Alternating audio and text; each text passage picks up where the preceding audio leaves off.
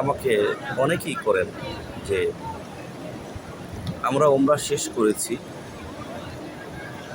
তো ওমরা আমাদের শেষ হয়ে গেল, কিন্তু আমরা আবার তওয়াফ করতে চাই।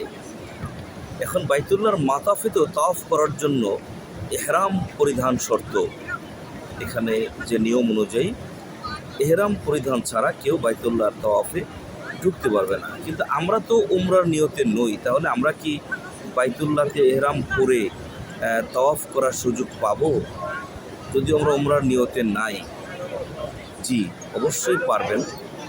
এটার ফতোয়া দিয়েছেন শেখ আমার উস্তাজ মুফতি ডক্টর আহমদ মিশাল আল গামেদি, যে তিনি বলেছেন যে হ্যাঁ, যারা উমরার নিয়তে নাই কিন্তু সে কাবা শরীফ তওয়াফ করতে চায়, এখন কাবা তওয়াফের জন্য শর্ত হচ্ছে এলবিসুল এহরাম, এহরাম পরে তাকে মাতাফে আসতে হবে।